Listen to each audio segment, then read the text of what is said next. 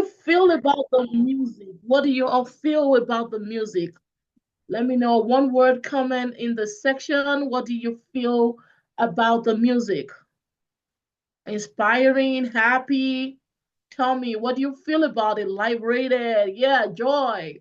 Thank you. I'm waiting for more. We have 30 people in this room. Love, yes. Good vibes. Let's go. Yes, my name is Lateefat, and I'm one of the co-hosts for this program today. I'm gonna be co-hosting this session with my friend Erica. And before we go right into this celebration, I want to take you on a journey with me. Welcome again. I want you to take the moment after listening to that song. Just feel the energy in this room. I'm going to ask you, please close your eyes and journey with me. Think about a moment where you're standing on the shores of West Africa many, many years ago. I'm talking about centuries ago. And you could feel the sand between your toes, the ocean breeze on your face. That feels like home. That is where our story began. Not with chains, but with civilization, with kingdoms, with art and astronomy and mathematics. But just feel the brutal rupture of the Middle Passage. You feel how our ancestors carried their dreams across impossible waters, the dreams that they refused to drown despite everything designed to suffocate them. And as you open your eyes, I want you to know that we are here today because imagination was revolutionary when the likes of Harriet Tubman envisioned freedom so vividly that it could map the stars into the escape routes. That was radical imagination. When Black Wall Street created economic prosperity that defied every racist narrative, that was radical imagination. When Afrofuturism dared to place Black bodies in futures that we were told was not for us, that was radical imagination. And when my friend Dr. Kunle said, I am going to be bringing heart and celebrating the world globally, that's also radical imagination. So, my friends, imagination is not luxury. For every Black person throughout history, imagination has always been survival, the ability that we have to envision what has never existed and how we have transformed pain into poetry, struggle into song, and trauma into triumph, and now art into radical joy and creativity. Remember, we're not just here to celebrate or remember history. We are actively coming together to create our future. The same imaginative power that has carried our ancestors through their darkest moment now lives in you all in this room. We are going to be creating a collective creative energy to light up the entire city, the entire room, and the world. So I ask you, what would your ancestors whisper to you if they could see you right now? What dreams did they plan that you have been waiting to bloom through your hands? What future are you brave enough to imagine that no one else has dared to envision before? And that is the reason why we celebrate Black History Month. Not just to look back, but we are going to gather the wisdom, the resilience, the creative fire of those people that have come before us, and we use it to imagine what has never been. And now, take another deep breath. Feel the courage in your lungs. We are not dreaming. We are going to be continuing a sacred tradition of Black radical imagination that has always been our most powerful tool for liberation. Welcome, everyone. Over to you, Erica.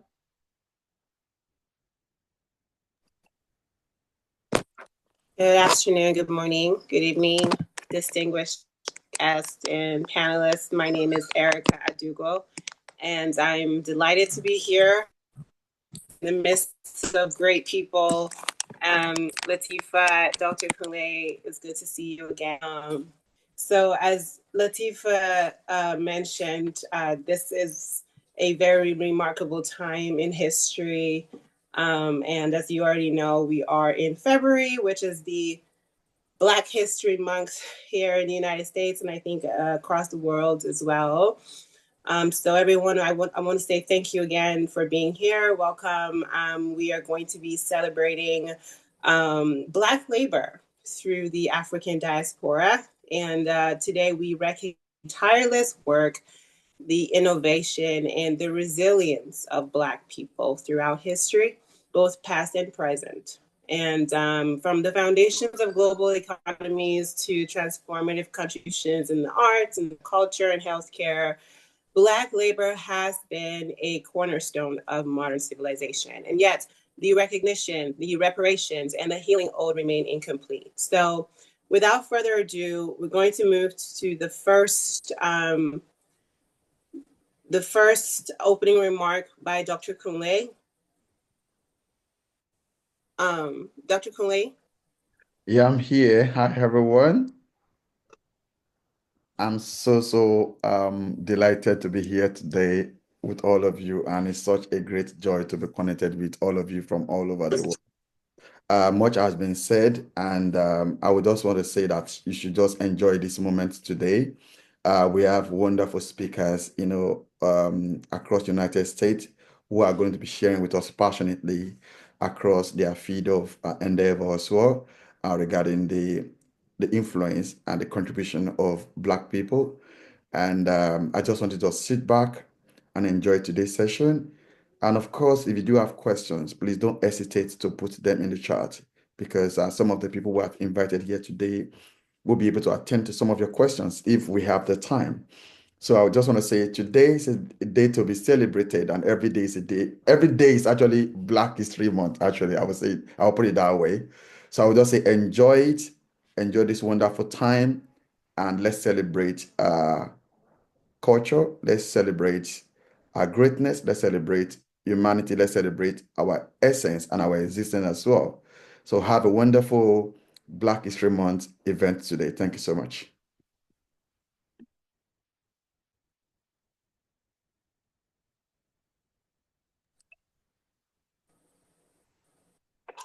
Thank you very much, Dr. Kunle. And next up on the agenda for today, we have a spoken word performance by Miss Desirae Hosley, otherwise or also known as the Silent Poet. Ms. Desirae, it's good to see you. Thank you for joining us today. The floor is yours.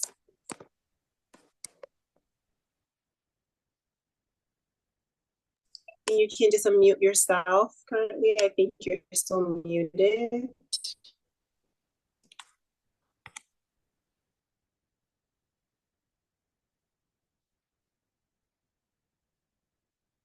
Rest. Reset. Rest. Reset. Breathe. Overachiever. Overqualified. Persistent, driven beauty. While smiling to protect my peace, I know working hard is a part of my family tree. So don't question the divine you see. These blessings were created by my ancestors' wildest dreams. Yet you test me. You test me. I'm tested without remorse. Discouraged from the time I received the degree that was earned. Questioned, double-checked. Reset. I walk in a room, crown held high, shielded by affirmations that my grandmother instilled in me. Lighting this match of magic, firing up any room, shining bright and elegant, yet I'm intimidating, confrontational. Strong, angry Black woman, rest. My passion to serve others, tarnished by the gaslighting, indirect disrespect. You challenge my vulnerability instead of listening to me. You would rather give my credit to outside entities because this was for the community. Yet my blood, sweat, and tears are misguided accolades. championed by the DEI trainees, amplified by hard conversations. Breathe. 2020 woke up a queen, reminded her that she is worthy to create the spaces that she needs. With edge control and a bonnet on, Zoom screen off because she runs companies that ain't meant for you to keep. Buying these society's terms with courage and grace, trust the gods have always had our backs. To persevere and be resilient, it's our second nature. As Alice Walker said, no person is your friend who demands your silence or denies your right to grow. No person is your friend who demands your silence or demands your right to grow. And trust, it is our time to grow. So take this time to rest, reset, and breathe. Because our time is now. Thank you. Rest. Thank you so much, Miss Desirae Hosley, the silent poet. We are feeling it already. I'm gonna be putting something in the chat real quick. How are you feeling about the word reset? Breathe and rest. Reset, breathe and rest. And while you're chatting, I'm gonna be calling on the keynote address by Neal Hatten. I don't know if I'm pronouncing your name correctly. The next thing on the agenda is going to be keynote address by Neal Hatten. Thank you. Welcome, Neal.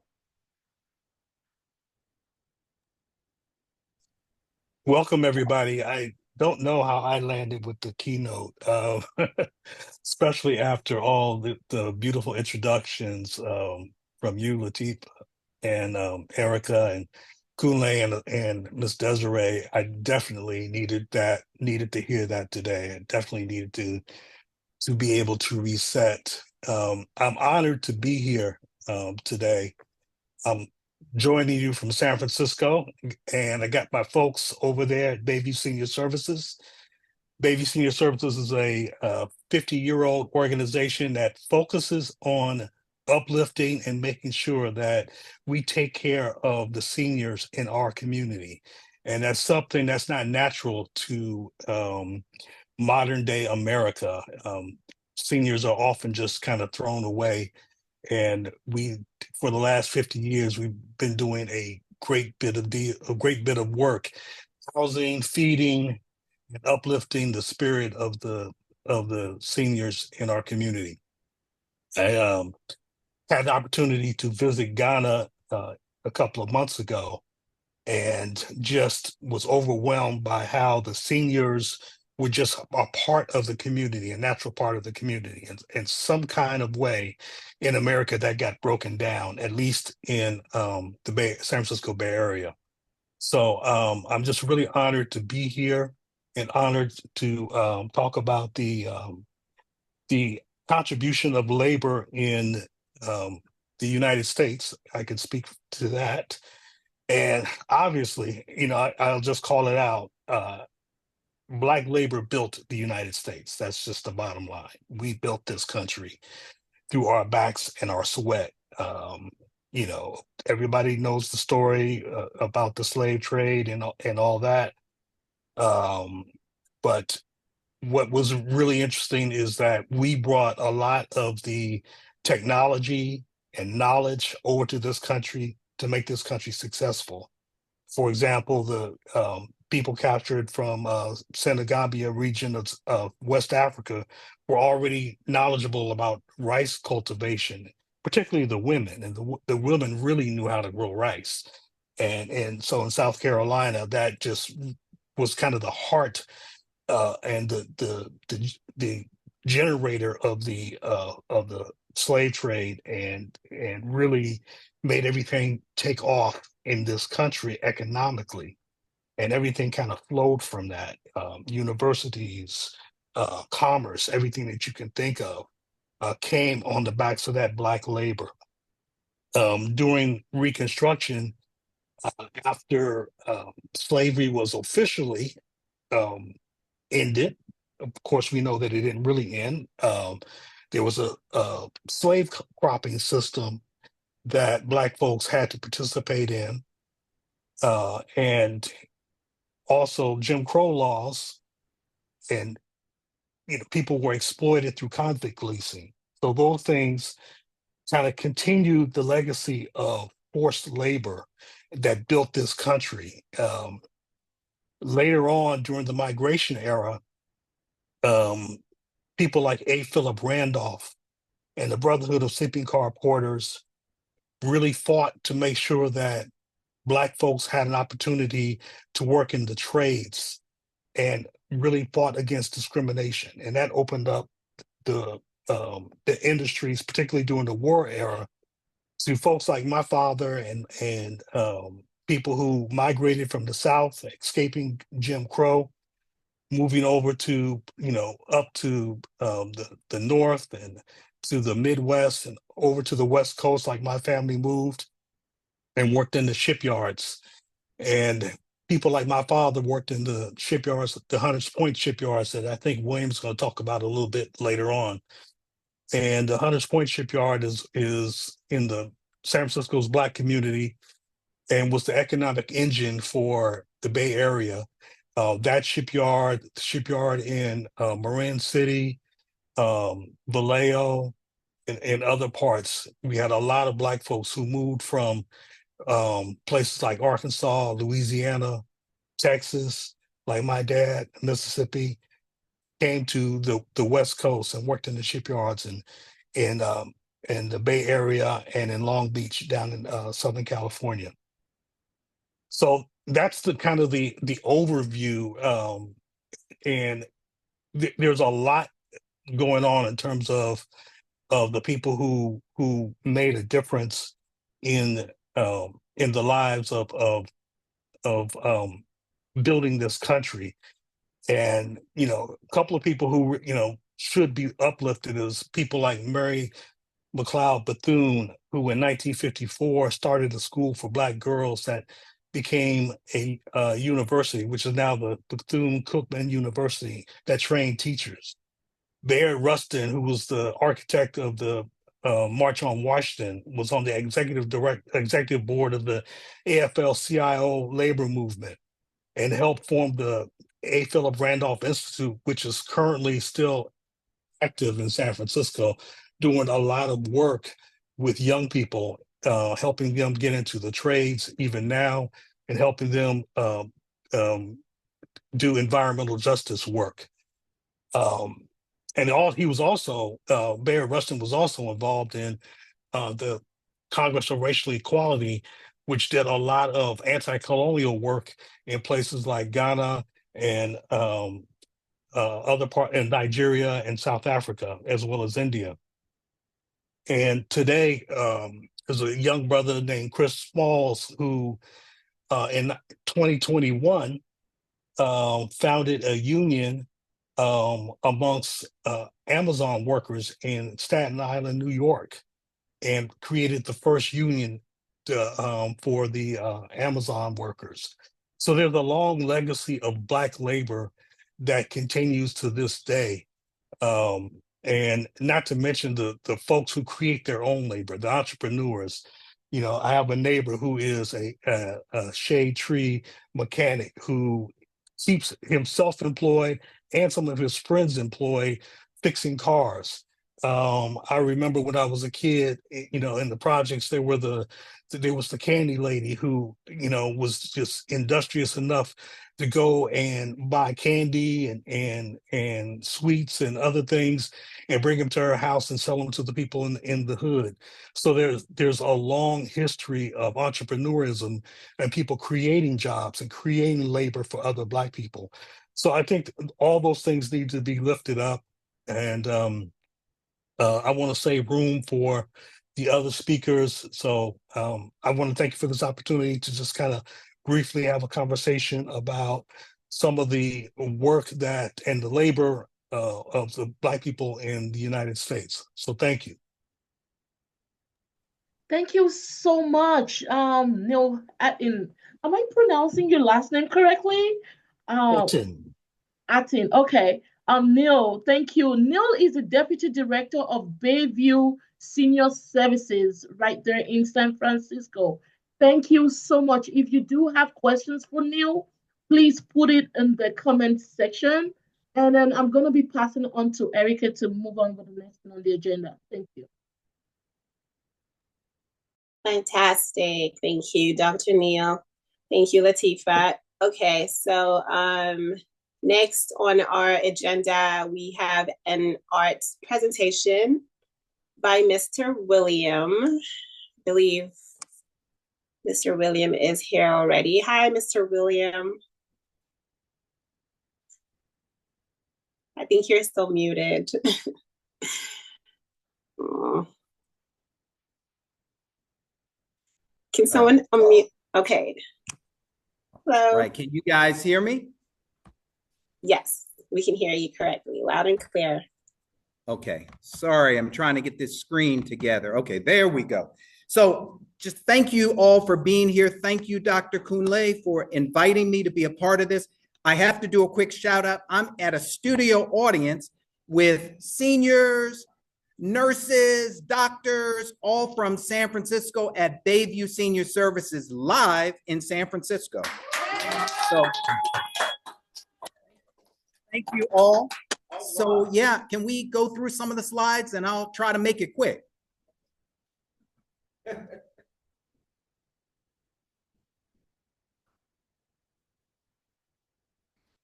Okay, first slide, please.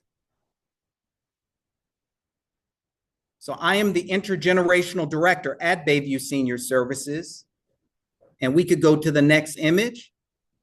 So this piece, this is a sculpture piece made of wood, found objects, and also neon. It's not lit right now, but it's dedicated to many of the seniors shared stories with me. It's dedicated to the women in this community, particularly in the Bayview Hunters Point community that were actually welders. So what a lot of people don't know, many Black women were welders during the war effort, which means they were building the ships. So these ships that were going out, it was women, a lot of women were actually producing, welding these ships. Also planes, but specifically in San Francisco, it was ships that were going out. Could we go to the next image?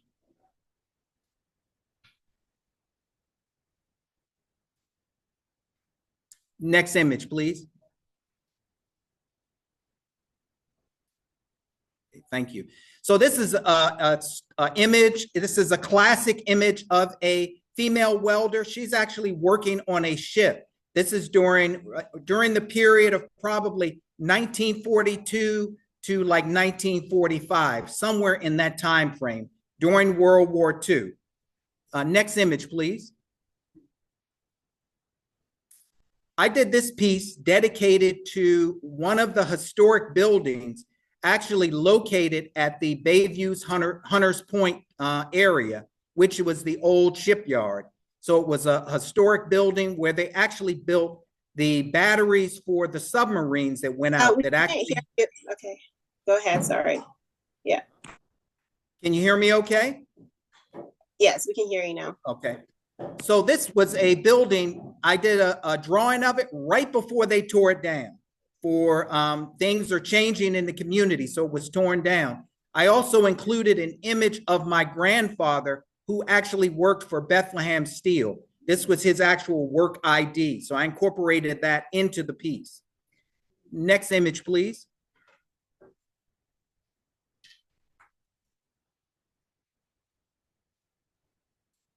So this is a close-up. This was my grandfather. So he actually worked as a longshoreman, also worked at Bethlehem Steel. He was one of the last waves of African-American workers that really worked at that place. This is located in Baltimore, Maryland.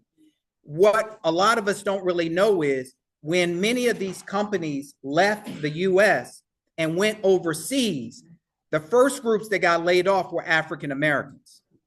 But nobody really knew what was really happening. It was just like this wave of Black workers were getting laid off. And as we see, the factories began to close down, and over time, everybody got laid off in America. Okay, next image, please. Thank you. So this piece is dedicated to my family that were laborers in the South. This is called You Reap What You Sow. It's a very large piece. It has a African carved piece, which is I didn't make that piece in the center. Go back, please. It's called a shawara. A shawara is a mythical creature which was carved in East Africa. It was used for harvest. When you had certain harvests to take place, you would produce that, and that also helped you ensure a strong harvest. I used 2 images of people from my family from the South that were farmers, and they were incredible laborers. I meant working from sun up to sundown. I just wanted to really honor them and really produce a piece that really focused on the labor that they did. And they also used an expression called you reap what you sow, which means your actions or the seeds that you plant into the earth. If you concentrate and really put in good work, you have a beautiful harvest. If you bear negative seeds, you will bear a negative harvest. And that's a philosophy I've carried through life. Next image, please. This is just a close-up drawing of the piece. The actual piece is drawn on fabric, and I actually did sewing into the fabric. It's drawn on cotton fabric. Next image, please. This piece is called Juke. It's a funny piece, but I wish I had a close-up. The people in the center, if you see that gentleman with a hat, you understand where I got my hats from. And the lady, the lady in the picture, they were my relatives. They were sharecroppers. I was blessed to be able to get that image and actually use that for this piece. So you're talking about working from sun up to sundown as a sharecropper, which meant your labor basically paid for your room and board, your food, your survival. So you could never really produce it, really get away from that system. This was called, in that picture, if you can barely see maybe, but there is corn stalks behind these people.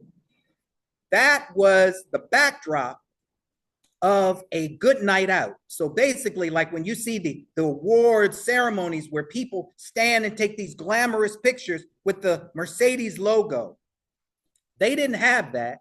What they had was a sheet and corn stalks, and you wore your best clothes and you took your photo showing the world, this was my night out. So that's what this piece represents. Next image, please. This is a close-up of my family. So you could see that was a break for them. That was one moment, a snapshot in time where they were not working. So this was a special night out. This is like the Academy Awards of labor. Next image. This piece is called Folk. This was dedicated to my great-grandfather, and you'll see a close-up of him. But this was in his house. They had old crates and lots of items that because he had to move these things. So he would sometimes have these leftover crates of moving liquor or soda or water, all kinds of things. He did physical labor in that sense. He was a chauffeur. He also eventually became a Pullman porter, and he also was a waiter. So he had to do everything to kind of keep this hustle going. Next image. So in the center, they're all sharp-dressed gentlemen. The gentleman that kind of has this little check mark, he's dead in the center. That is my great-grandfather. And so he, from what I remember, he was born in 1880, and I actually knew him up until I was a teenager. He lived that long. So the stories he shared with me about working, labor, and things he had to do to survive was amazing. So, but he always kept himself clean and sharp as possible and never, ever let it discourage him with the amount of work and things that he had to do to survive. Next, I think I have a couple more. Next image, please. This is a close-up of my great-grandfather. This was his chauffeur license from 1929. So it had all of the requirements, things you had to do. If you were a black chauffeur during that time, you had to take a test, and there were definite requirements you had to follow. And you had to show that if you went in certain neighborhoods. If you were in a white neighborhood and you were sitting there in your car waiting for someone to come in your car, you have to have that license. If you did not, you would end up in jail. And you had to know that license front and back. So he knew everything that was listed on that. So if a policeman ever came up to him, he could say, sir, this is under section blah, blah, blah, ABC. This is why I'm here, and I'm here to pick up such and such. So everything had to be memorized and made very clear to do his job. Next image. This is my grandfather. He was a waiter. He also was did Pullman porter work for a short period of time as well, not as long as my great-grandfather, but he was another person constantly working. But the thing that impressed me the most with the people that I'm describing, these family members, was the fact that they had so many skill sets. He also had really training in building, so he could build practically anything. He was a waiter, so he had a complete knowledge of how to serve food, how to cook food. He was also a cook, and he also worked as a Pullman porter and knew the whole aspects of fine dining. One last fact about my grandfather, he worked for the last woman that actually owned the Hope Diamond. If anybody knows what the Hope Diamond is, there's a curse put on it. It's in the Smithsonian. He worked for that last woman, and he shared stories of what that was like, working for this wealthy family with this lady wearing the Hope Diamond. Next image. This is the piece called Man, obviously. This was a gentleman who was a laborer, was in the Army, worked for the Army, and he actually had the name of Man. He told me that he, as hard as he worked and as hard as his family worked, he wanted to have that name, and that was his official name. So you couldn't call him boy. Everybody during that time had to address him as man, whether you liked him or saw him as inferior or not. He was a man. So this piece is dedicated to him. Next image, please. We may be ending. That's this close-up of one of my great cousins. Also, laborer, worked for the U.S. Army, but he also did labor in America and also abroad. So he had a wide training of skill sets. He could actually build docks. A lot of times when military ships or things would come in, his job was to make sure those docks were laid down correctly and built really efficiently and quickly. Next image. These are quilts that I'm currently making. These are quilts that are dedicated to the history of the Hunters Point Shipyard, which I mentioned before, which was at the time, one of the most efficient shipyards in the world. It had the largest crane that could repair or fix ships faster than anywhere else in the world during the 1940s and 50s. So Mr. Neal Hatten mentioned his father. His father is in the right-hand corner with a yellow, kind of a greenish background and a blue shirt. So that's an image of him. And it documents various people that worked at the shipyard. Many seniors that I met here, interviewed, they shared their stories. And this is how I was able to produce one of these quilts. Next image, please. This is the other quilt. The center panel, really fascinating to me. I worked with a historian. Her name is Stacy Carter. She supplied me with these vintage photos. This was a group of young men that were actually being trained in welding, I think during the 50s. So I took that image, looked at the photo and did a drawing of it and used it for the center of the quilt. Next image. We've also worked at producing a coloring book of the history of the Hunters Point Shipyard. It's been really exciting kind of sharing these stories, and we feel like kids need to know this history. So we've developed a coloring book. Half of the book has the history. The other half has pages that you could actually color and fill in. We're gonna do an opening starting this Friday, but the show will run for several months in the Hunters Point Shipyard, where we're taking the coloring book images, we're gonna blow them up to wall size, and people that come to the opening, adults, kids, anybody, can actually color in the color in these coloring book images so they can become a part of history and actually participate in this whole like extraordinary history that took place here. Next image, please. This is just another example of the coloring book with the history next to it. And I think, is it another image? This may be our last image. Oh, another bonus, another coloring book image. Also explaining the history. Thank you so much. Wow. I need us to give Dr. William a round of applause wherever you are. Yes, thank you so, so much. And we really do appreciate you. For the sake of time, I have a question that I want us all to meaningfully engage with. Which piece in Dr. Williams' collection resonated most deeply with you? And why did it speak to your personal experience or understanding of Black labor history? And we're going to be moving to the next part of our session today, and it's going to be the panelist session. I we're going to be I'm going to be introducing one of our panelists, and that is going to be Dr. Femi Ayadi. Um, Dr. Femi Ayadi. Dr. Femi Ayadi is a professor of healthcare administration, College of Business, University of Houston, Clear Lake. And today, Dr. Femi is going to be putting us through education and development in connection to Black History Month.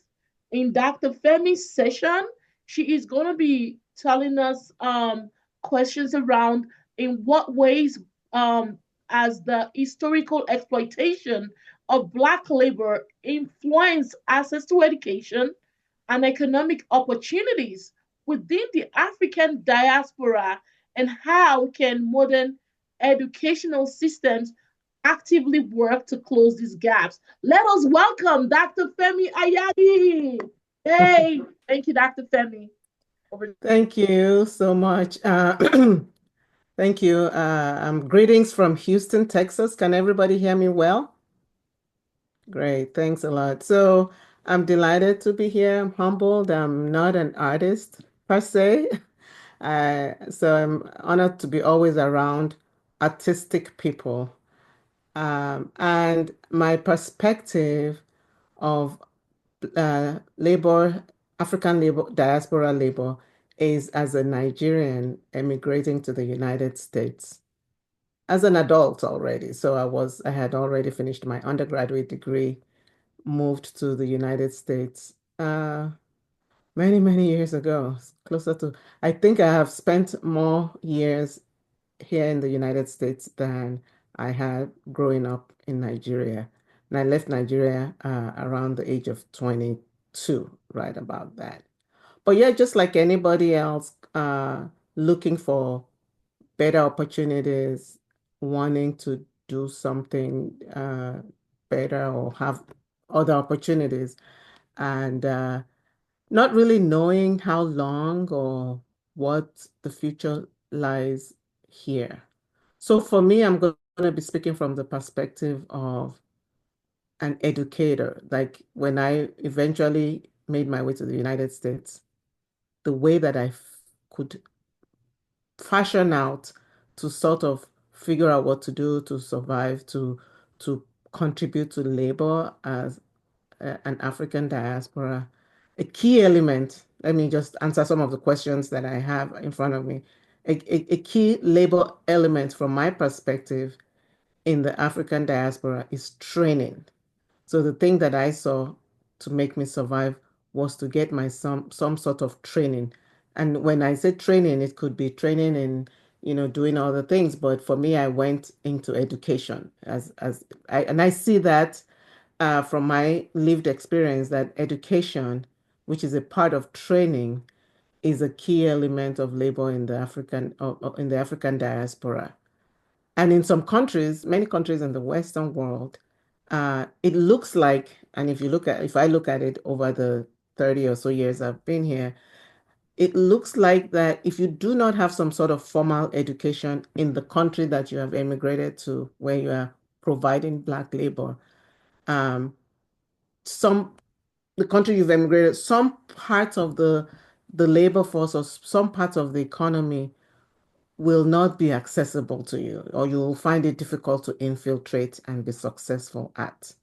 So you could stay here for 30 years and from immigrating Black labor, doing all the labor, short of if you're like an artist and you have some key genius, then you might can, but if you're just the regular person who is trying to make it, if you haven't put in some sort of training, either formal or informal, or, with education, there will always be some level of discrimination that's dogging you and that's always persistent.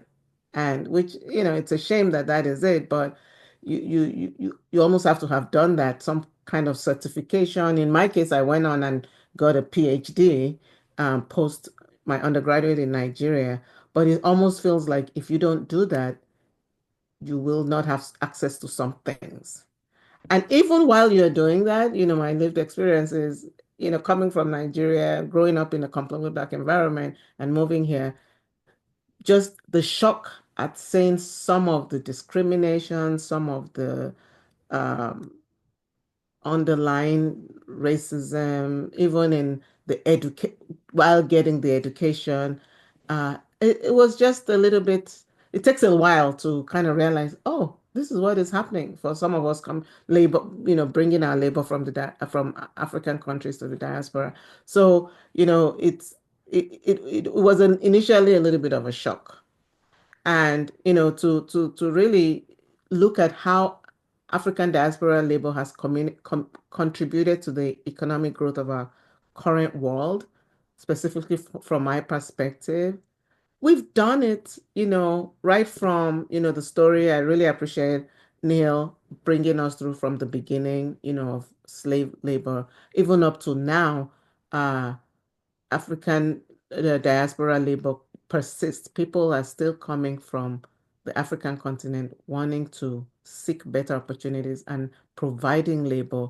If you look in now in the diaspora, there's still a lot of contribution that we have done and still keep doing, whether in the formal sector, in the informal sector, in entrepreneurship, wherever you find yourself, you will find Black labor. I used to joke as an academic when I was on whenever I'm on the job market that if you are looking for work in a university and you don't find a Nigerian employed there, that may be a red flag.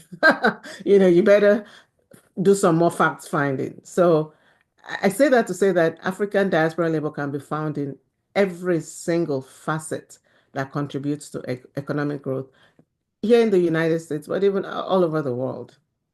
As now a native of Houston, I even think from an entrepreneurial perspective, an example that comes to my mind in terms of how we've contributed in economic growth. When I moved to Houston many, many years ago, almost 25 years now, um, one of the things that, Nigerian community is very vibrant here in Houston. And we had back then, we still have this guy we called Shegun Gele. And I believe that Shegun Gele is one of these Black labor entrepreneur that really brought into the concept of making money. Like if you go to any party, somebody as a female, somebody's there tying your gele for you for a nominal fee. It used to be like $5 that Shegun Gele would. I remember one of my first parties, and here's Shegun Gele is tying my gele for, I don't know, $10.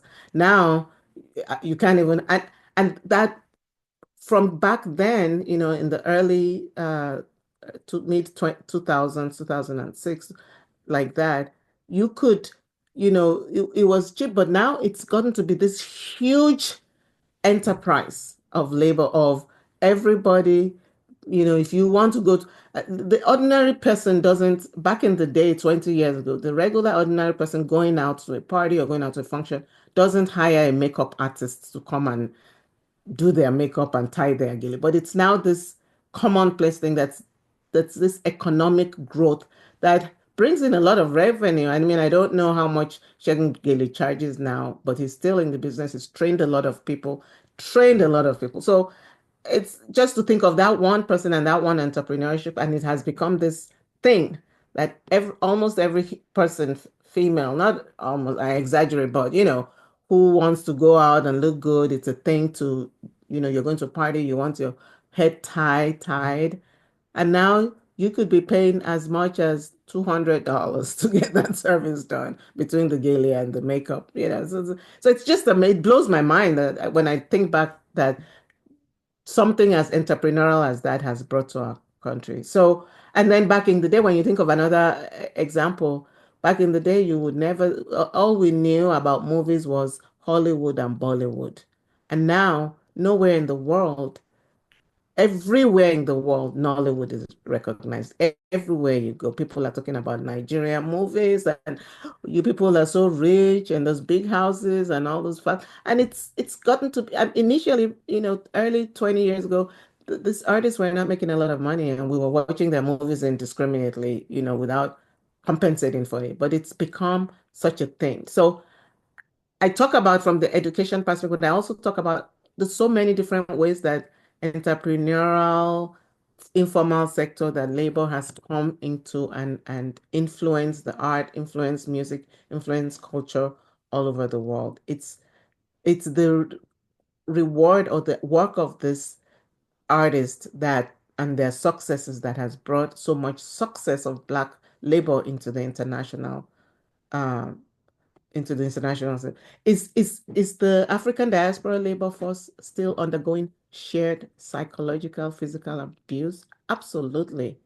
And I say this as a highly educated uh, African diaspora labor who has been very successful in my field and in my craft. But at the same time, every step of the way, talk about going to school or even as a professional, I still get that you're still having to fight, through that underlying racism. So you still have to prove yourself over and beyond everybody else to be able to prove that you're just as good. And sometimes even when you get a position or you get something, you think, especially these days when they talk about the DEI as if it's a bad thing. It's like sometimes it can create imposter syndrome. That's a psychological abuse in my Dr. Femi, I'm case. gonna give you one like 20 One more seconds minute to to round round up. up. 20 Okay, seconds, so yeah, sorry. so just kind of thinking about all of that, some of the, as hard as we work, even in the educational sector, it's just mind-boggling that you're still always having to fight that and push through and demonstrate that you're just as good, even if not better. So anyway, lots of discussion to be had, but that's just my perspective I'm bringing in as in terms of African labor in the diaspora. Thank you very much. Amazing. Thank you so much, Dr. Femi Ayadi. If you want to connect with Dr. Femi, you can shoot right now. Okay, thank you so much. I'm gonna be moving on quickly to Jamilla Webb. Before you can see a question on your screen. What are you doing to contribute to the education and development to reflect Black labor history? If you're working in education, shout out to you guys. You're making it happen. African diaspora for the win. I'm going to be moving on to Jamilla Webb. Jamilla, I'm going to be introducing Jamilla real quick. Jamilla is a public health professional and also a registered nurse. Today, Jamilla is going to be taking us on the thematic topic on healthcare and Black labor. And today, Jamilla is gonna be talking around like the physical and psychological toll that has been endured by the African diaspora's labor force, both historically and presently. How has these systematic health disparities evolved, and what community-centered approaches can be implemented to foster healing and resilience? Let us welcome Jamilla. Wherever you are, let's welcome Jamilla. Welcome, Jamilla. Over to you. Greetings. I have prepared a presentation which I shared, so I just want to make sure that that is up on the screen, and I'm going to move fast as I can to stay within my 5 minutes.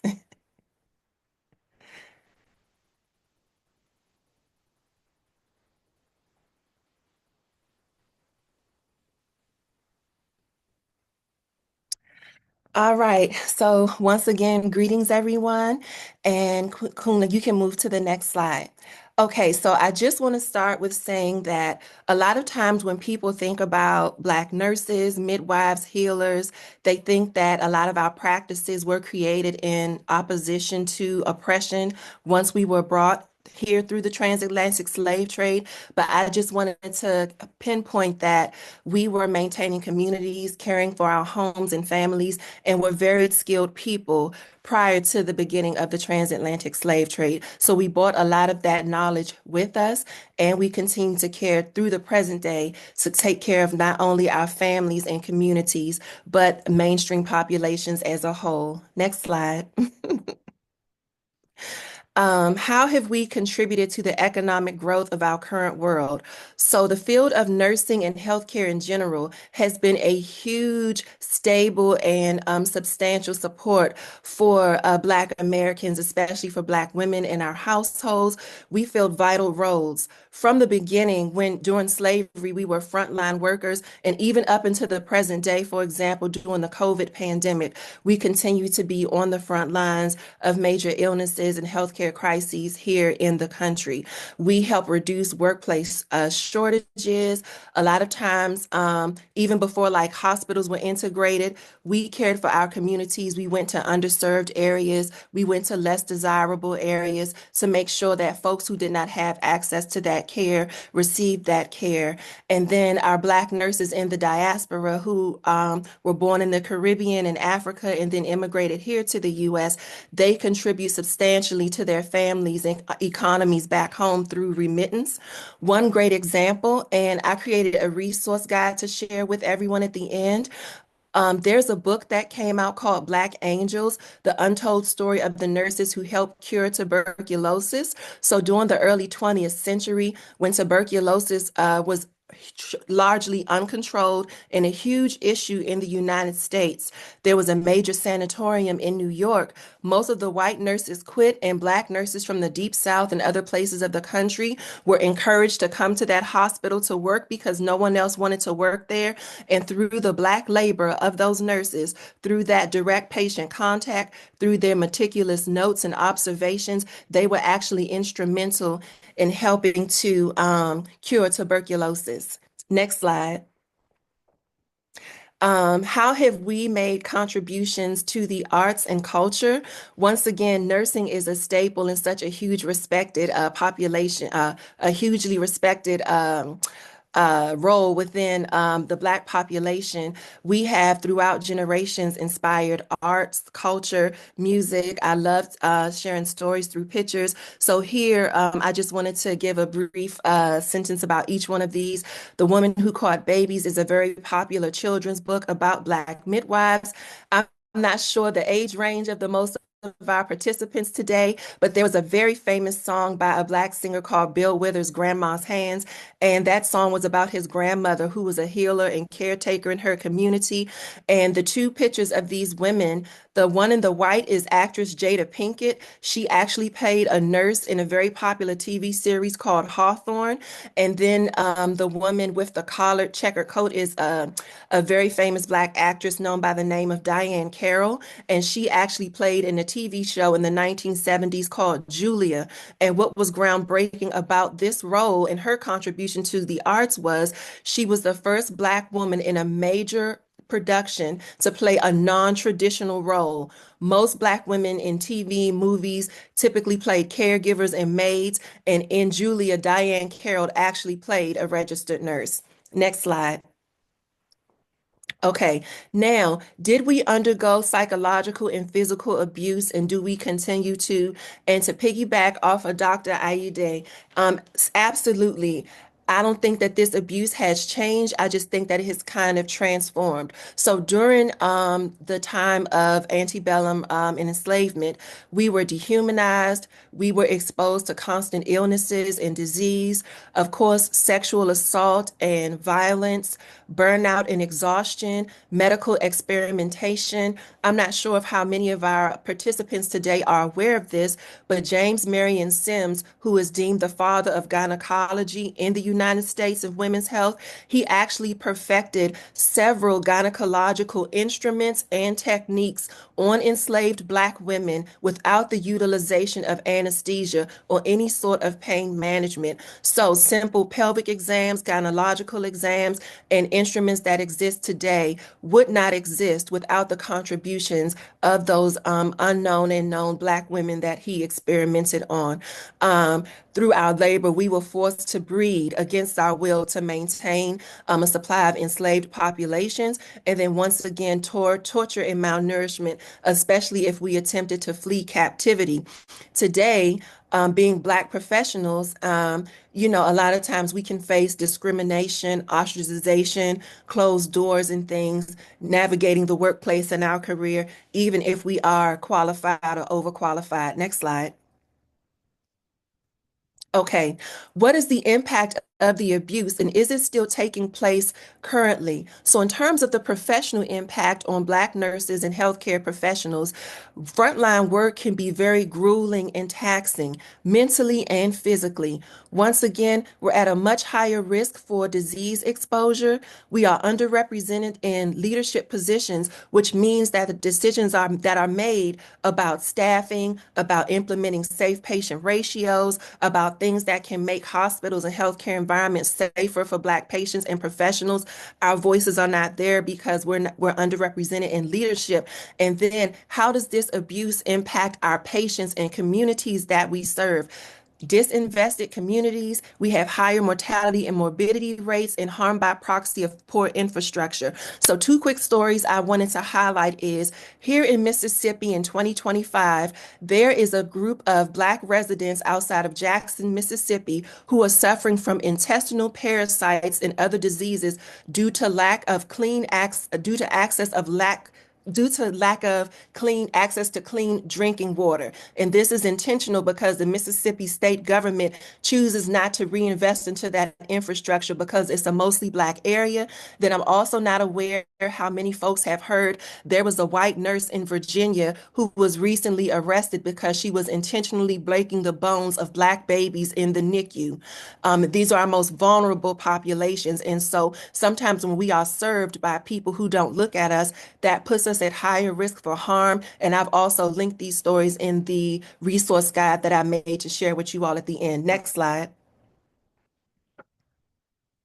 What are remedies that we can use to heal ourselves as Jamilla, you professionals? have 1 more minute. Sorry, 1 one minute? more minute. Yes. Okay, thank you. So I just want to say remedies that we can use to heal ourselves, ground ourselves in faith, spiritual practices, cross-cultural connectedness and movement building, like what we're doing today, taking good care of ourselves, having a strong boundaries with our vices, mental health support and grief work. Next slide.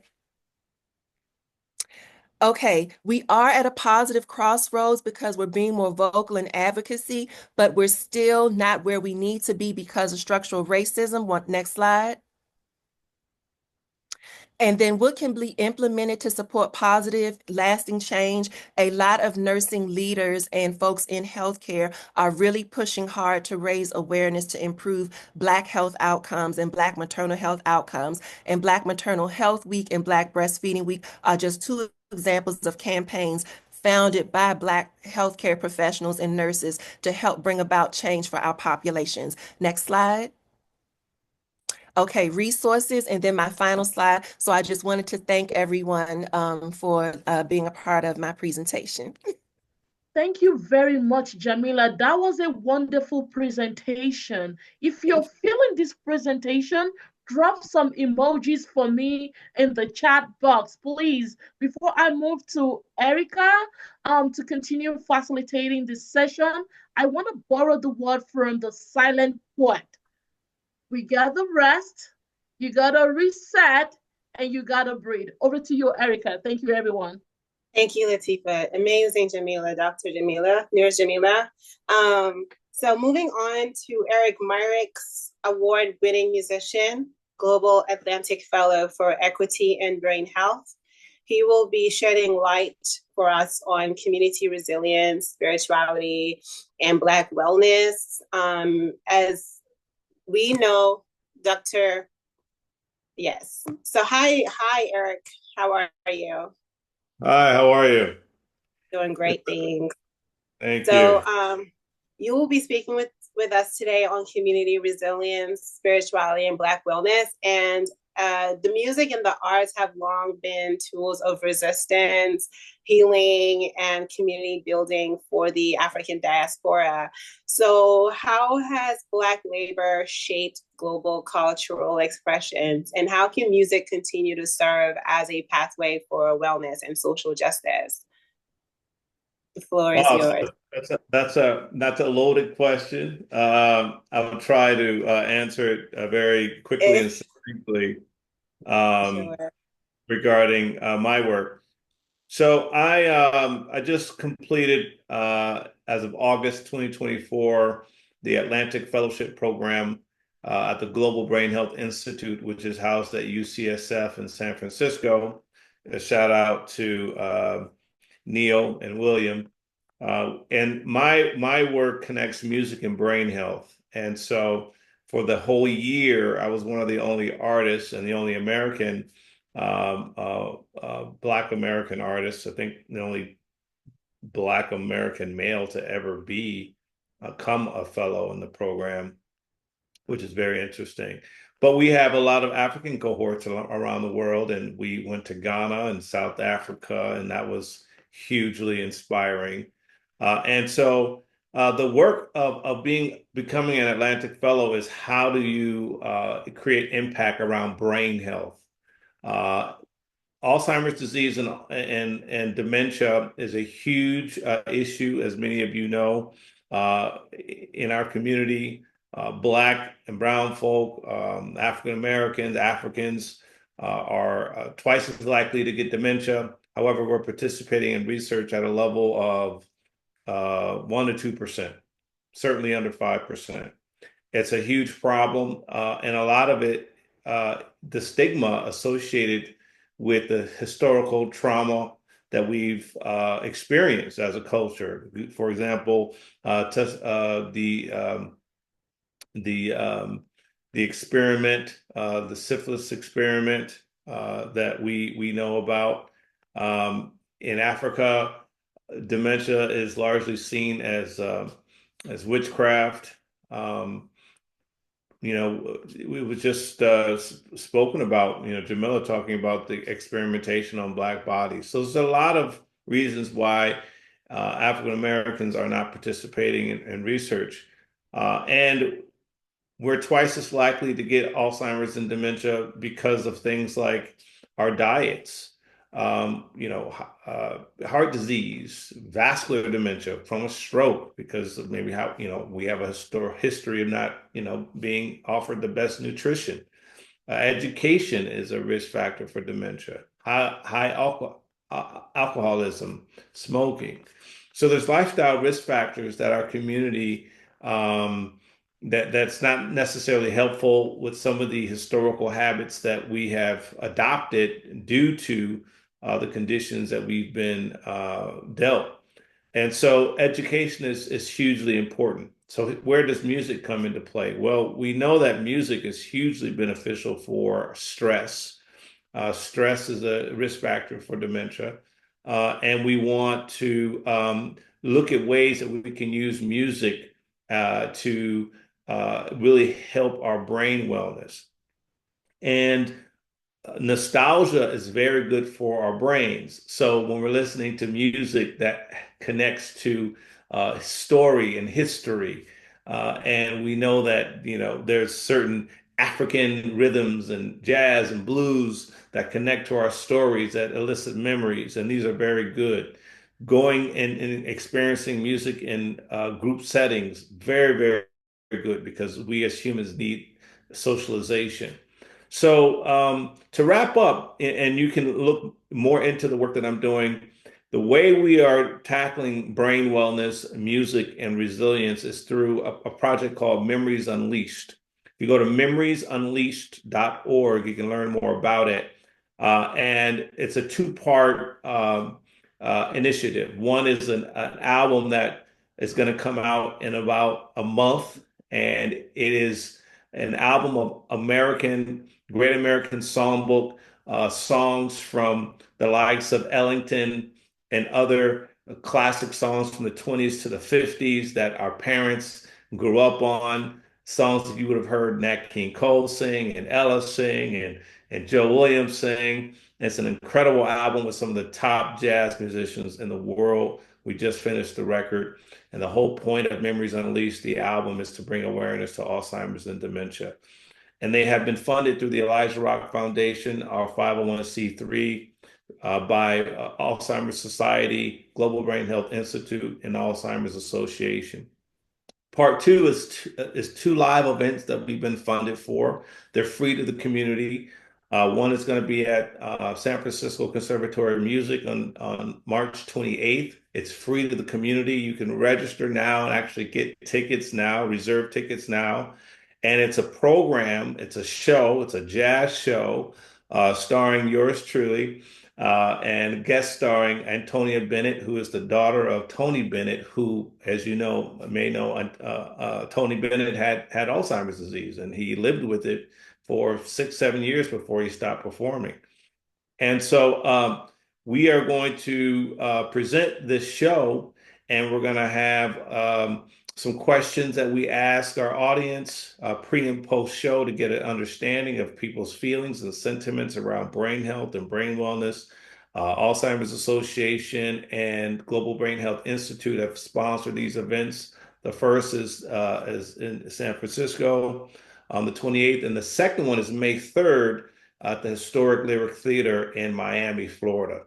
Our vision is to scale these events across the country. Again, they're free, and to conduct survey research and help to understand the stigma around research and also, bring awareness to Alzheimer's disease and dementia. And it's a way to connect generationally with caregivers and family members who may be going through this. I'll leave you with my why. My why is my father is currently living with Alzheimer's disease. And I have been a professional artist my whole career. You can look up my work at ElijahRock.com. Elijah Rock is my stage name, and it was given to me by elders who, many people may know it as a Negro spiritual song. And I had elders who basically said, to take on this name means that your work stands on the shoulders of our ancestors who have come before us.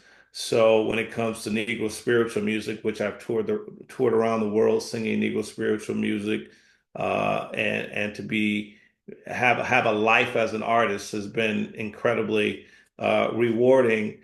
And now to be an Atlantic Fellow and a brain health advocate, I could have never imagined that my life would take on such a rich purpose.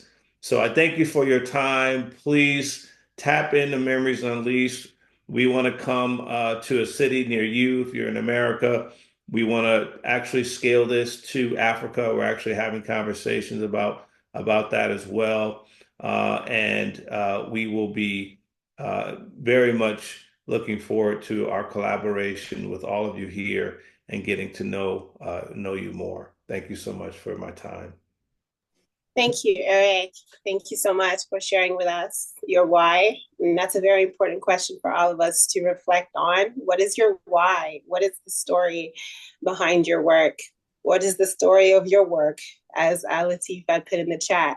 So next up on the panel list is Dr. Attipoe-Dorcoo, who is an adjunct lecturer for the Texas Women's University. She's also a Global South Arts and Health Envoy, and she will be I'm hoping it's a she. Yes, it's a she. She will be discussing with us today on policies and immigration. Dr. Attipoe, are you here now? Did you wave? I see you. Hi. There we go. Okay, I was struggling with the with the unmute button there for a second. Thanks for having me, and thanks for the opportunity to be part of the celebration. Of course. Thank you for being here. We're so grateful to have you. So, colonialism, slavery, and modern economic policies have all played a role in shaping migration patterns within the African diaspora. How have these policies impacted Black labor globally? And what shifts in policy are necessary to ensure fair labor practices and human rights protections today? In your own words, what would you say to us about this? Well, yes, once again, thank you. And yes, that is one hefty question, and I'll bring my perspective to it. Also recognizing that there's continuous learning, so I will definitely share some resources that I came across. But I want to highlight three main things throughout my talk, and that is in answering that question, there's this question around identity, right? And in that, I really want to highlight positionality and what that means. So I'll model that. And then secondly, go into the meat of the question around immigration and related labor policies as it relates to African peoples. And then I want to really end my talk by highlighting or focusing specifically on Black women narratives.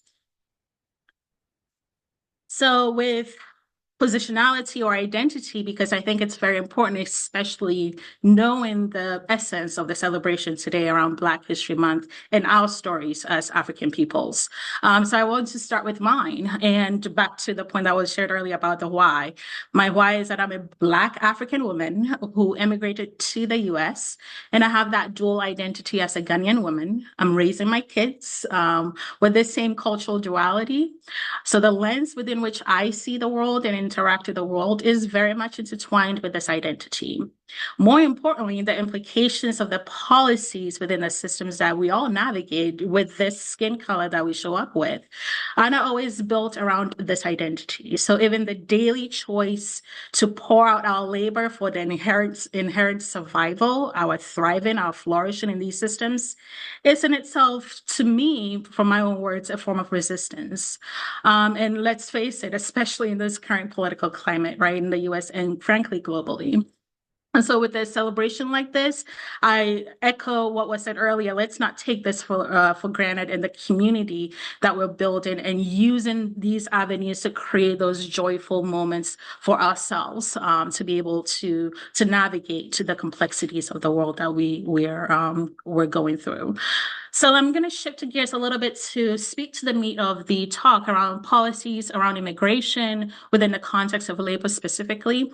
So historically, let's look at the movement of Black people, right? And when you look at the movement of Black people, it can really be triggering or exciting depending on how that movement happened.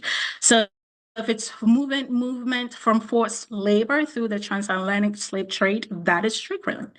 Africans were stolen from their homes and enslaved through various parts of the world outside of their home. On the other hand, if you're somebody like me who, through choice, left the continent, driven by several circumstances, also by design, if we can argue that we can tie everything by design from colonial and racist oppressions, that made it so that we leave our continent and homes to search for better economic opportunities. So within all this, whether it is the choice or whether it was forced movement, immigration policies are by design have restricted Black migration, and these have included things like quotas, and I don't need to even go into examples about recent things around quotas about how many people can come from one country, visa restrictions, all of that. Even when we do make it through the process into these countries, if there's several discriminatory practices that sometimes impact the way we decide on where we settle, also plays a role. And even when you move past all these sort of inherent migration policies, when you take a look at when we settle in our various spaces, when we tackle the concept of what are we doing to further our economic progress, both for ourselves and sometimes perhaps folks back home, there are certain challenges from systemic racism, discrimination in hiring, pay disparities, and many, many more. So all of those, and not to mention shifting gears a little bit from just the labor side, right, to the social policies of how do we even settle when you look at things like redlining and housing discrimination in the US and the impact on the quality of housing, how we live, and the ability to be able to get better employment and education policies, all are factored into the policies that we have to navigate.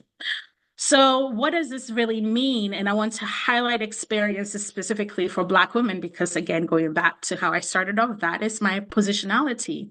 We need to really think back around the narratives that we embody. And when we think back, because there was a life before colonialism, there's going to be life after this current moment that we're in. So the question is, if we look back historically at African communities, Black women had such a powerful role in all these sectors that are now considered higher paid jobs, right? In the engineering and technological areas, for example.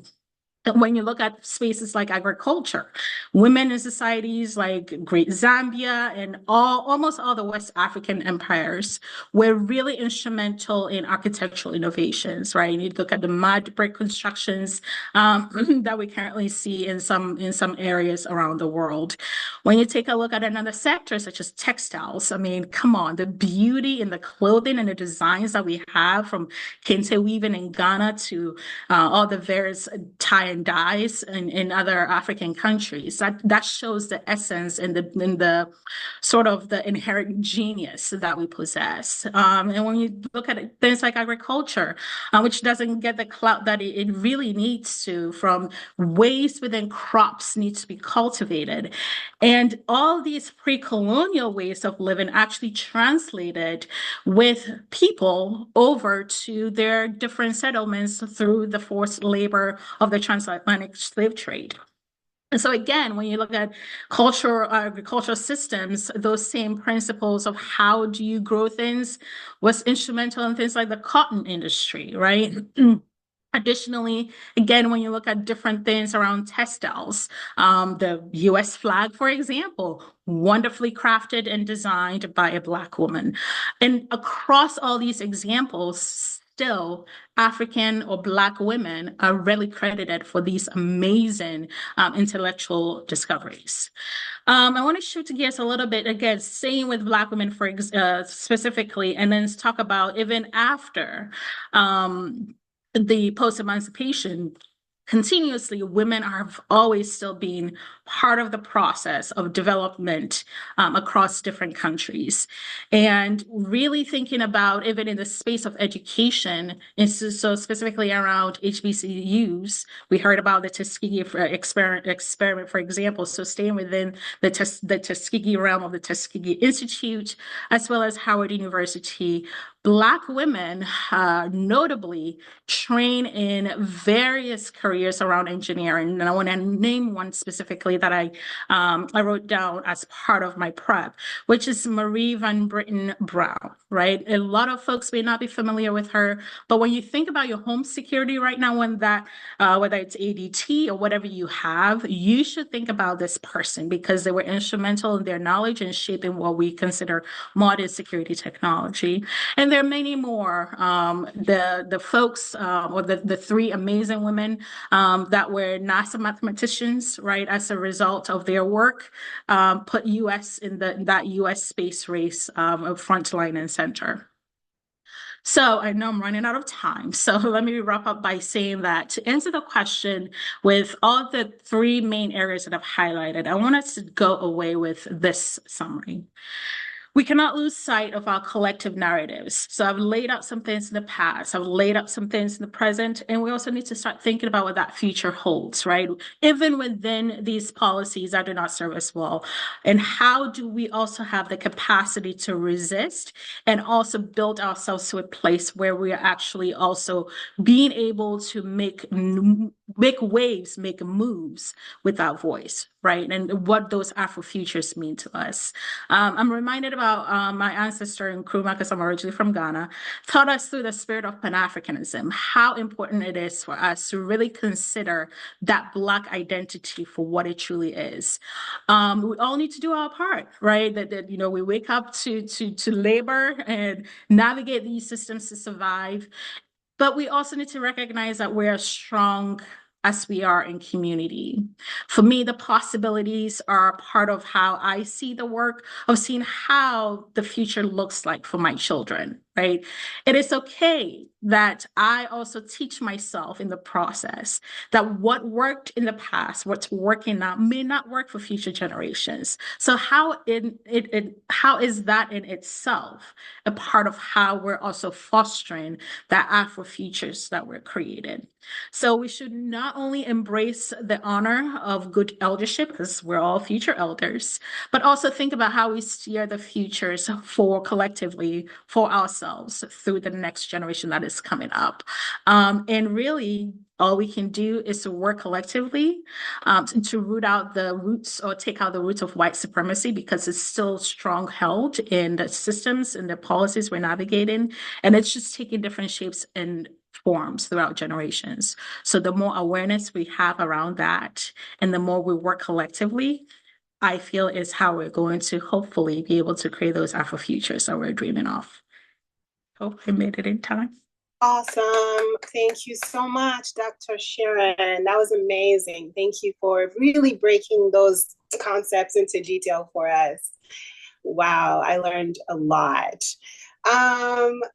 Okay, so we have the floor open for questions now. Do we have any questions for Dr. Sharon or for Mrs. Femi or for Eric Myricks or for Jamilla Webb? This is the time to pose your questions, as we will take 5 minutes for the Q&As before we move on to the closing remark. Or is there any specific comment? Yes. Can I ask that all speakers please put on their videos, please? Thank you. Thank you. Yes. Can we have the cameras on so we know who's behind the avatar? There's no need to hide. We're all community here. We're all family, and we'd love to get to see your beautiful faces. So if you don't put it on, we'll force it on you. Just joking. Okay, I'm not forcing anything. All right, I'm gonna start calling you guys out one by one. There is a question, and the question says, do you mean a Black woman designed the American flag? I think that's for one of the panelists. Good question. Is this question directed at Dr. Sharon, or? I'll find the resource and put in the link. And put the link in the chat. Sorry. Okay. That's a very good question.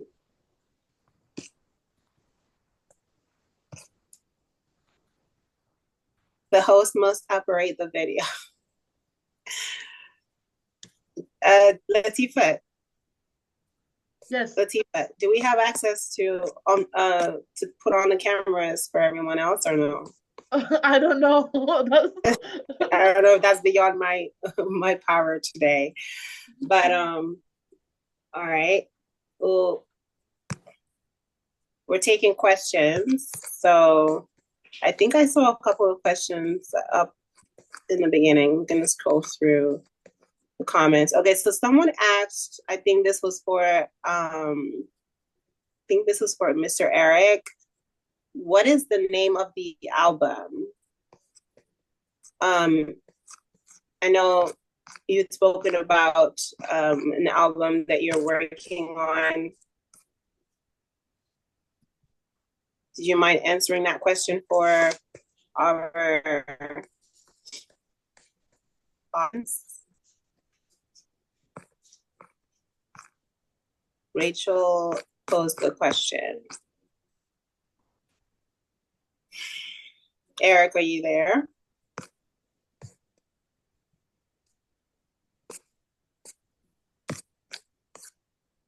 I think Eric might have left. Okay.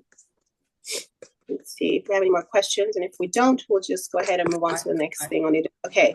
We have a question. I have one quick, from one of our seniors here. He wanted me to ask, does anyone know about the Black veterans that have been recently fighting for their disabilities? Is that correct? Disabilities. Does anyone know about that? Because there's been a fight really going on for many of them that participated in, service, military service, and they have not been able to get their disabilities and things that were promised to them. That's a good question. Can you would it be okay if you brought him to the camera to inform us about it? Yes. Yeah, so he can tell us about it. They asked me. You just grab and just sit. And just talk. Yeah, I'm a disabled veteran from the military, and I've been fighting for years to get my disability. And I noticed that there's always been a stop on us. I mean, like, I've fought for like 20 years and wound up getting 10%, and then had to fight another 15 years to get to 20%. And I talked to a lot of Black veterans who don't even know about getting their disability. They don't even try to stop before they could even put it in a claim. I was wondering, is there any kind of programs they're going to try to help them out?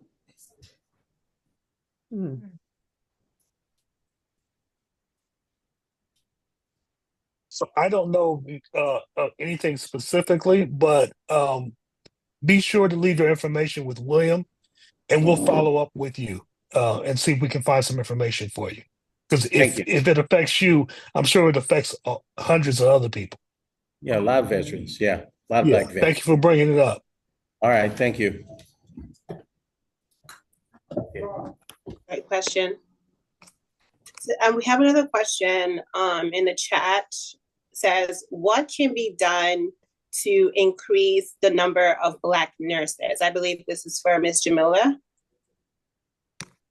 Sure. So I would say the number one answer that comes to mind for me is mentorship. I feel that with Instagram and TikTok and social media, nursing is kind of glamorized, but I think mentorship, going into middle schools and high schools and really encouraging our young women and men who are interested in to know what's required, focusing on their sciences, doing internships, volunteering to see which type of populations they may feel comfortable with. So for me, I feel like the number one key is just mentorship, which could help guide our young people to take those steps to get into nursing. One point which I will bring up that was not asked, but I feel is tied to this question, when we talk about racial discrimination and economic disenfranchisement, I started off nursing the long way. I was a CNA, went to vocational school for my LPN, then got my associate's degree, and then went back for my bachelor's. So I feel that nursing is one of the few professions where if folks who are low income or working class can really get their foot in the door and work their way up. But since the 1970s or 80s, there have been a concerted effort from numerous educational and accrediting bodies to change that. So let's say, for example, now in the US, especially in major metropolitan areas, I feel like DC, Houston, New York, the amount of Black nurse practitioners and advanced practice registered nurses has exploded. And you can become a nurse practitioner by getting your master's degree. But now, nationwide, there is an effort to make the doctorate degree an entry point for nurse practitioners. So if that happens, that means more schooling, that means more student loan debt, and that means that that pathway to career success and economic stability may not be as accessible to those of us who really want to do that. I have an aunt that was an LPN, and she got her LPN diploma free of charge from a vocational high school back in the 1970s. And she told me when she graduated, she was told, oh, this is a waste of time because the goal is to phase out vocational prepared nurses and associate degree nurses. They want to make the bachelor's or the master's the entry point. So because there's such a nursing shortage, the powers that be have not been able to cut off the entry points that a lot of lower economic and working class folks utilize, but there is still a concerted effort to do that. And a lot of schools are now changing their degree programs to the next level up. So I serve as a mentor to multiple young women, and I just feel that that is the best way to do it so that our young people can really have an understanding of how to get their foot in the door, and also how when we as Black professionals across the diaspora continue to achieve, that the goalpost and the bar continues to shift. Thank you so much, Jamilla. And I think this question is also related to what you've just spoken about. A question from Carol says, how can we support Black nurses and healthcare workers? And how can we advocate for Black leadership? Yeah. I think you're still muted. Okay. Thank you. I'm trying to think about that question. How can we support Black nurses and healthcare workers? Oh, me. I may have to ask you all to pass to the next question so I can ponder on that and come back. But once again, mentorship, donating to scholarship funds. If I were answering that question as a non-civilian person, I would say just care for ourselves. If we feel that something is wrong and we have access to health care, don't wait. I understand that a lot of us have mistrust for the healthcare system and thus choose not to engage in healthcare environments until, we have no choice. But taking care of ourselves, taking care of community, supporting our family members who are in college, donating to scholarship funds. And I'm going to have to come back to leadership because I want to give an unbiased answer. And when they say leadership, I'm not sure if they mean in politically accrediting bodies in nursing. So I would need more details on that or question. Erica, thank you so much, Jamilla. Erica, I'm just going to ask for 2 reflections from the community. And we want 2 people to just tell us what you think about this beautiful presentations today. Reflect. Let us feel that you felt the room, the energy in the room. Let us bring it back to you guys, the audience. Thank you. Thank you, Lateefat. Okay. Volunteers, I'm gonna be forced to pick somebody. I can pick anybody. I'm telling you, I will close my eyes. I have a question. Hi, I could say something. Could everybody hear me? Yes. Yes, ma'am. It was my question I asked around leadership because I am doing my PhD right now, currently doing it, environmental applied science. And everything that you all have touched on today, from music to health to leadership to everything across the arts, is so critical in supporting our community. So I thank you all. I wish we had a longer time to really dive in more in depth with the conversation that we are having today. So I hope that it will not be the last conversation. It is so important, not only in Black History Month, but every day, all the time, to be resilient, to be on the alert, to be supportive of our creative minds and community. Because if we do not support community in every way and don't see each other as enemy, but as friends and allies in this struggle of anti-Black racism, we are not going anywhere. So thank you for this. Thank you, thank you, thank you, and continue doing the great work that every one of you all here is doing. Thank you so much, Carol. Thank you. I'm sorry to interrupt. we just have a question from Bayview Senior Services in San Francisco. Yeah, please go ahead. Good afternoon. I have a question for Eric.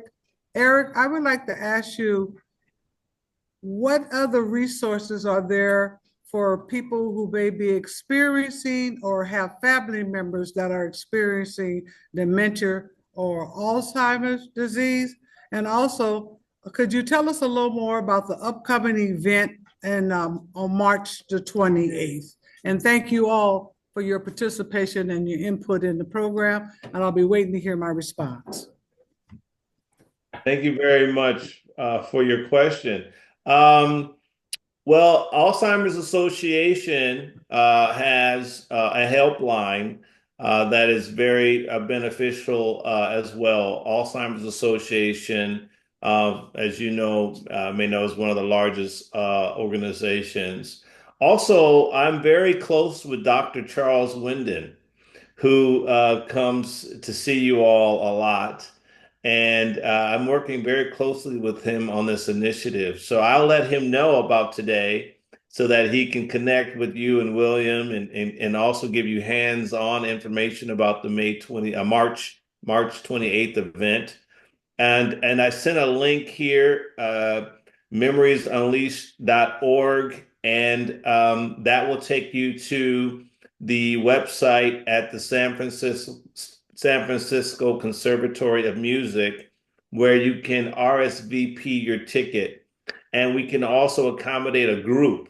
So if William will work with you in putting a group together, then we can have a whole group of you come, and Dr. Winninng will also work with you on making sure that transportation and all that stuff is taken care of. So we got you covered, and we want to get on this quick because it's only 450 seats in that venue, and it's starting to, people are starting to really, and what's amazing is this is exactly what we're talking about, bringing the community together, bringing resilience. Resources as well will be there at the event. And then we are going to continue with this relationship with you in the community to make sure that you are aware of signs. There's things that you can do. This is something we're very, very, very passionate about. And I'm so grateful that we get to come and be a part of your community. I've actually toured Bayview as part of the fellowship. I got to meet some of you all, and to be bringing this show. And let me tell you something. This is going to be a show that's going to be really, really special. And these are songs that you know so well, but the way we're doing these songs, and I'm telling my story in the show. This is a story that these songs are telling a story with me and my father.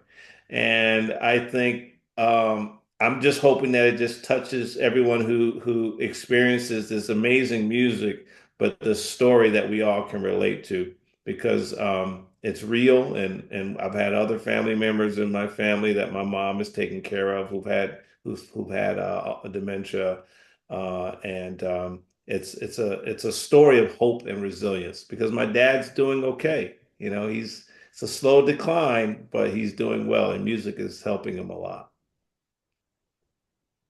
Amazing. Thank you, Eric. Thank you. Okay. Okay. Yeah, sorry. Go ahead, Lateefat. No, go ahead. I would like to call on Dr. Nicole to help us with the closing remarks. But before we go right into that, we want to thank all the panelists and all the audience for being with us today. We really do appreciate you all. And as we continue to move, I would like to introduce Dr. Nicole Deggins. She's a maternal health advocate and also an educator, and she's going to be doing the closing remarks right now. And please don't go. We have some important news for you. So let us listen. Let us welcome Dr. Nicole Deggins. Thank you, Dr.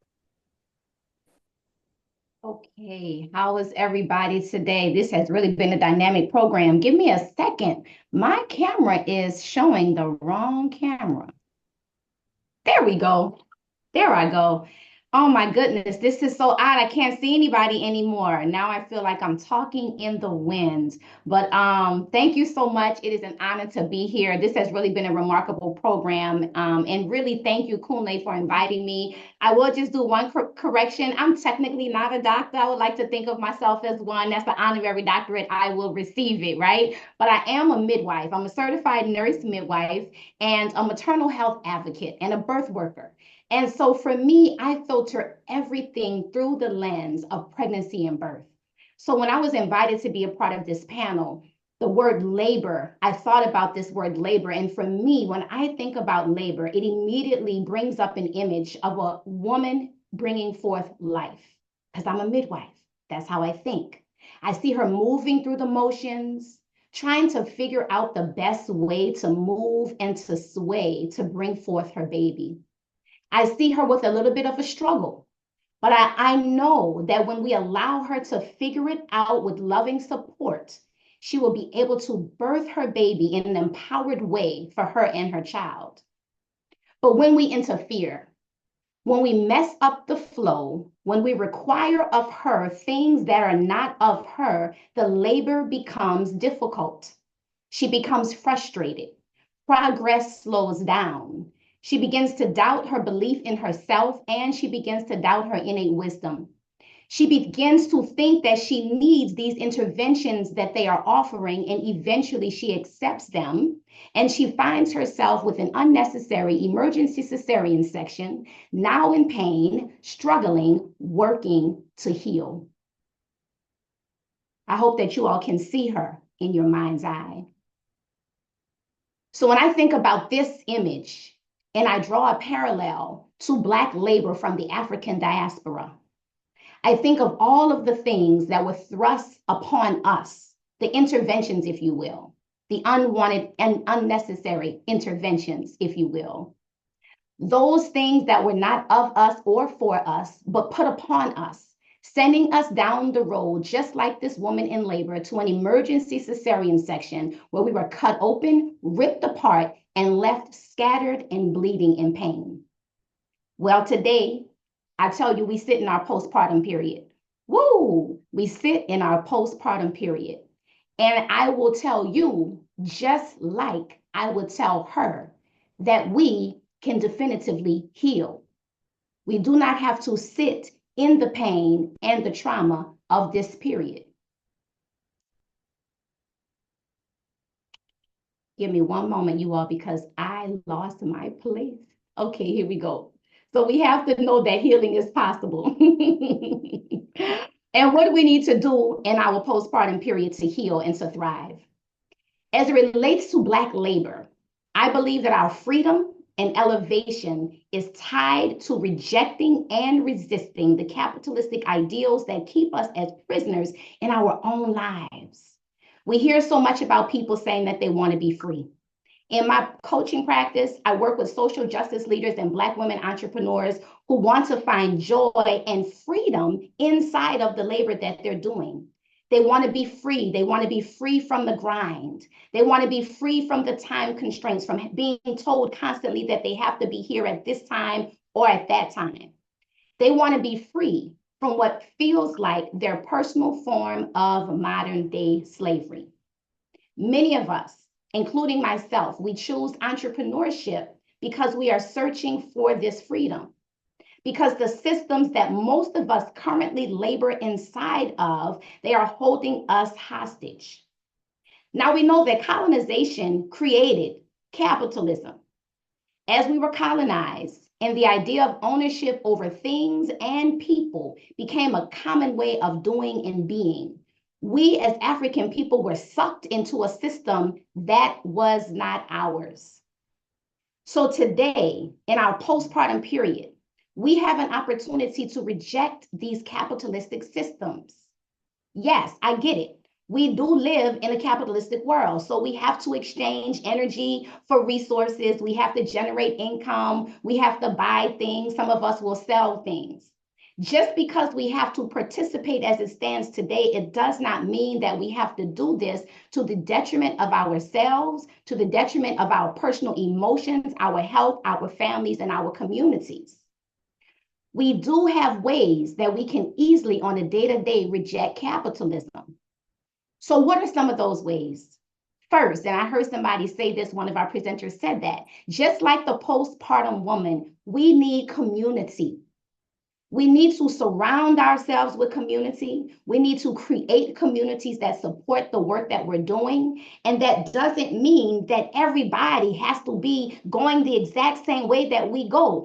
Everybody doesn't have to be in all of the same exact community. As long as their community is not infringing on your rights and it's not stopping you from moving forward, you keep doing your community, amen, them and their community. If it is about the improvement of Black people, we good. Just in different communities. When we are in communities, we can barter. When we barter, we resist capitalism. When we volunteer and help each other, we resist capitalism. When we create susus in our communities, we reject capitalism. When we utilize giving circles, we reduce, we reject, we resist capitalism. I challenge you to resist capitalism. 2, we must become intentional about our consumerism. Consumerism is the fuel for capitalism. When we consume less, we are rejecting capitalism. So what do I mean by consuming less? We can have a smaller party.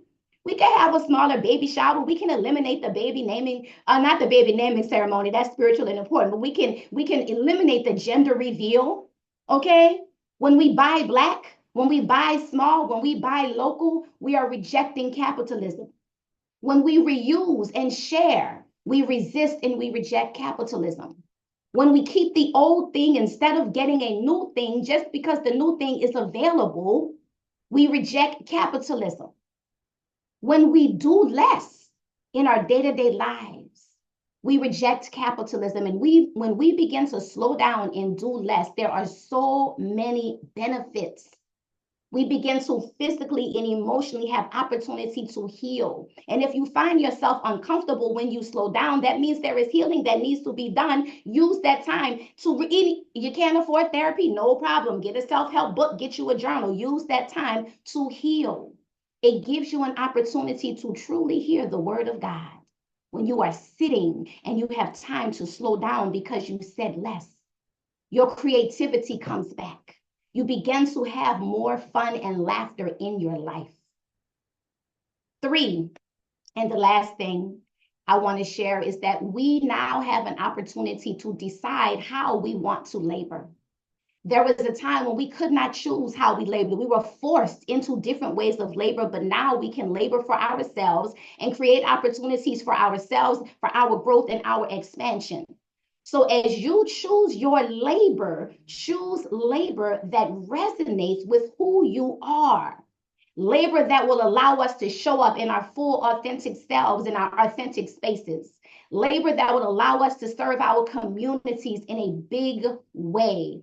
Labor that fuels you, that fuels your spirit, that allows you to move and flow with who you are designed and came upon this earth to be. And when you do your labor, make sure that you are doing your labor from a place of love. Especially if you are in this social justice industry where we are constantly reminded of the horrors that exist in the world, especially those that are the legacy of colonization. If it is directly impacting your everyday work, you got to do this work from a place of love. If you are educating the children, do it from a place of love. If you are educating our adults, do it from a place of love. If you are a midwife, a nurse, whatever you are, do it from a place of love. It is so important that we do that. Because when we love the people in the community that we are working with, and we can labor from a place of love, it is not in a detriment to ourselves, and it feels differently. Miss Nicole, I'm gonna have you just give us 10 seconds so that we can wrap it. So we can. I got you 10 seconds. Here I go. We can labor and give birth to so many wonderful things, especially when you do it from a place of love. Yes, indeed, we had an emergency C-section. Our wound got infected. We had postpartum psychosis, but now it is time for us to heal and thrive. And that's all I needed was 10 more seconds. Thank you so much for allowing me to share today. Thank you so much. We're going to be requesting for us to turn on our cameras as we feel comfortable. This is our community. would like to take a group photo. And the word of the day that we're going to be sharing is, I am Black, as we take this photo. Dr. Ayadi, I hope I have everyone. Jamilla, I want us to smile. Black is beautiful. I am Black, and then we go. Dr. Kunle, let me know when you're ready. You still have me pinned on the camera. Sorry. Can we talk?